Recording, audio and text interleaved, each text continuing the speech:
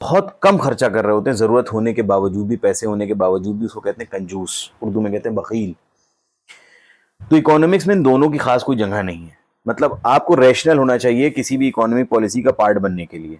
यहां पे हमको ये समझना होगा कि हमको ना ही बहुत ज्यादा खर्चा करना है बेवजह, जरूरत है तो करो, और अगर जरूरत नहीं है तो खर्चा ना करो।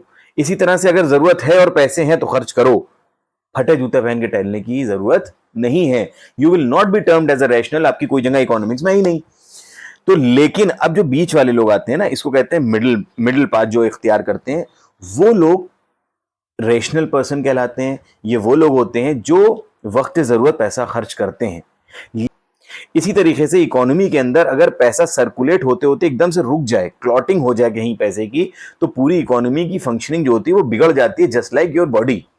किसी के ब्रेन में क्लॉट हो जाए तो कहते हैं ब्रेन स्ट्रोक हो गया, हार्ट में क्लॉट हो जाए तो साहब कहते हैं हार्ट स्ट्रोक हो गया, हार्ट अटैक हो गया। इसी तरीके से अगर इकोनॉमी के अंदर पैसा नाचते नाचते नाचते नाचते कहीं रुक जाए तो इकोनॉमी पूरी तरह से कोलैप्स होने की कगार पे आ जाती है। इसीलिए कहा जाता है, इसीलिए एक लॉ है, एक्सपेंडिचर क्रिएट्स इनकम, खर्चे इनकम को बनाते हैं। मिसाल के तौर पे अगर किसी का मिसाल के तौर पे किसी का कंप्यूटर रिपेयरिंग का काम है, वो उसको हम कंप्यूटर रिपेयरिंग करने के लिए ना दें, तो उस इसका मतलब मेरे ऐसे बहुत सारे लोग अगर उससे कंप्यूटर रिपेयर ना कराएं तो उस इंसान की इनकम क्या बनेगी? नहीं बनेगी। अगर उस इंसान की इनकम नहीं बनी तो वो क्या अपने बच्चों को पढ़वा पाएगा? नहीं पढ़वाएगा। मतलब स्कूल में इनकम नहीं जनरेट होगी, कोचिंग्स की इनकम जनरेट नहीं होगी, स्टेशनरी की दुकानों की इनकम नहीं जनरेट होगी। इसी तरीके से इसको बहुत बड़ा जनरलाइज कंसेप्ट कर लो।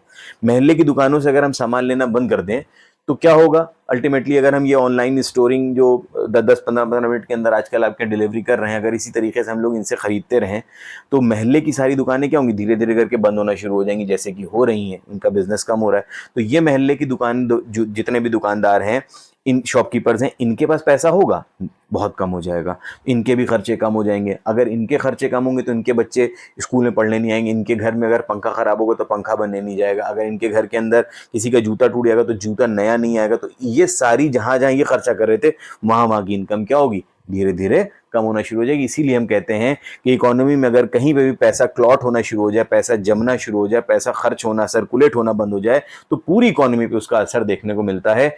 यही सेम चीज हम लोग आज यहाँ पे बात करते हैं नेशनल इनकम के डिटर्मिनेशन में। पहला जो हमारा अप्रोच होगा, स्क्रीन शेयर मैं कर रहा हूं, वो होगा आपका कंजम्पशन अप्रोच। यहाँ पे हम क्या देखेंगे, मैंने कि जैसे इससे पहले वाले लेक्चर में बताया था कि कंजम्पशन जो टोटल होता है that is A plus B Y. A means autonomous consumption, B denotes MPC के इंसान की टेंडेंसी क्या है इनकम के प्रति, और Y denotes the income levels कि अगर इंसान इनकम कमाता है, मिसाल के तौर पे एक आदमी का ऑटोनोमस खर्चा है 200 रुपए, 200 रुपए उसको हर हालत में खर्चा करना है, चाहे उसके पास इनकम हो या ना हो।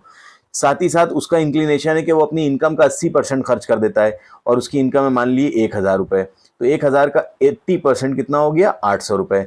इसका मतलब 200 तो उसको हर हालत में खर्चा करना है, प्लस 800 और खर्चा करेगा वो जितना उसने कमाया है। तो इसका मतलब एक इंसान का टोटल खर्चा कितना होगा? 1000 रुपीज। तो ये हमारे सामने निकल के आता है कंजम्पशन, टोटल कंजम्पशन किसी भी कंज्यूमर का इस तरीके से निकाल लिया जाता है। नेक्स्ट हम लोग आगे बात करते हैं। हमने क्योंकि कीन्स की थ्योरी को अज्यूम किया था और हमने ये माना था कि हमारे सामने नॉर्मली तो 4 सेक्टर्स होते हैं, कौन कौन से? House hold, firm, government and rest of the world. But यहाँ पे हम लोग गवर्नमेंट का और रेस्ट ऑफ द वर्ल्ड का इंटरफेरेंस नहीं मानते हैं। So in this theory there are only 2 sector, that is house hold and the firms. तो हमारे सामने जो हमारा टोटल एक्सपेंडिचर निकल के आएगा दैट विल बी C+I, मतलब कंजम्पशन और investments.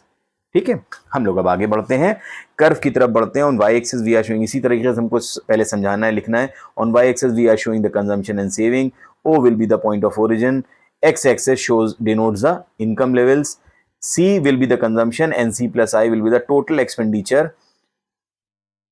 which includes firms investments as well. 45 degree will be the line of income. Income and consumption at the initial level are at equilibrium at point E0 at the income level OY0.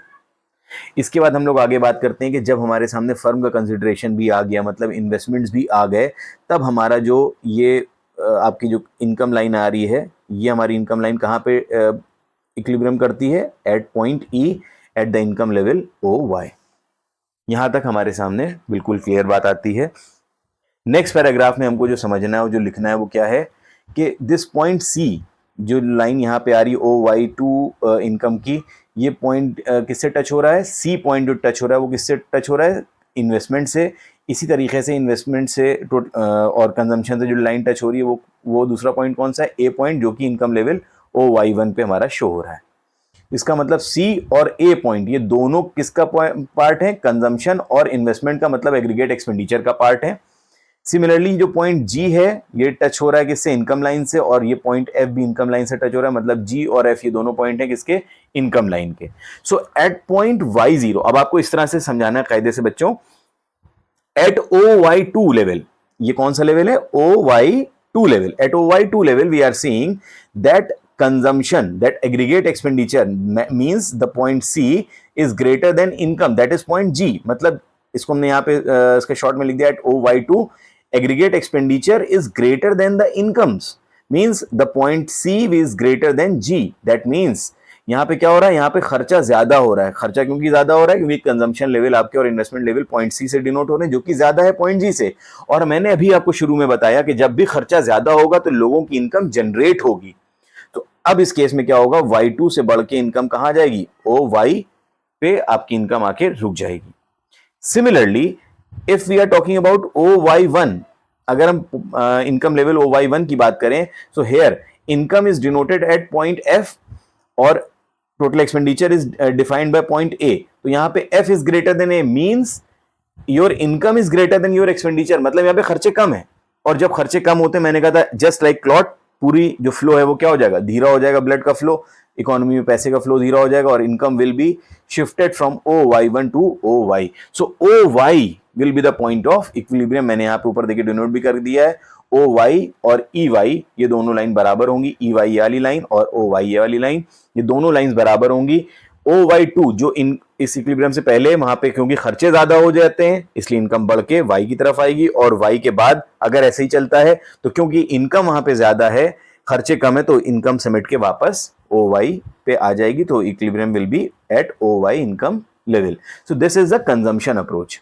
Next हम लोग आगे इसी में बात करेंगे saving and investment approach. मैं याद दिला दूं कि इससे पहले हम लोगों ने कंजम्पशन और सेविंग का कर्व जो डिफाइन किया था, वहां पे हमने ये जाना था कि जहां पे कंजम्पशन और सेविंग बराबर होती हैं, कंजम्पशन और इनकम सॉरी, जो कि यहाँ पे डिफाइन किससे हो रहा है? पॉइंट E0 से डिफाइन हो रहा है। देखिए इसी पॉइंट को अगर हम नीचे कंसिडर करें तो यहाँ पे देखिए सेविंग कर्व क्या हो गया? ना डिस सेविंग हो रही है ना सेविंग। इससे पहले देखिए यहाँ पे डिस सेविंग का पार्ट है, ये डिस सेविंग हो रही है, मैं नीचे लिख रहा हूं, और इसके बाद ऊपर सेविंग कर्व प्लस में आ जाता है। खैर आगे हम लोग बात करते हैं, जब हम लोगों का दूसरा इक्विलिब्रियम बनता है वहां पे सेविंग और इन्वेस्टमेंट बराबर है। ऊपर जो हमने इन्वेस्टमेंट बनाया है, ये जो ऊपर हमने पैनल 1 में इन्वेस्टमेंट बनाया है कंजम्पशन अप्रोच में,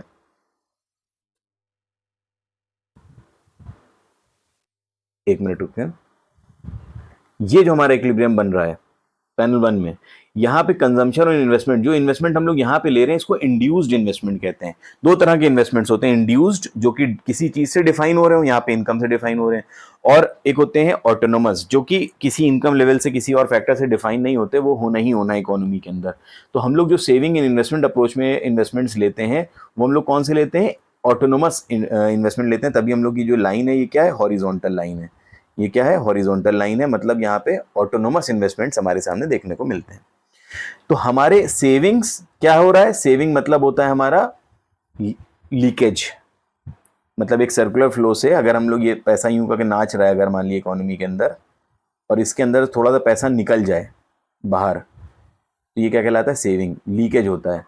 और यही पैसा अगर वापस इकोनॉमी के अंदर आ जाए थ्रू इन्वेस्टमेंट्स तो क्या कहलाता है? इंजेक्शंस।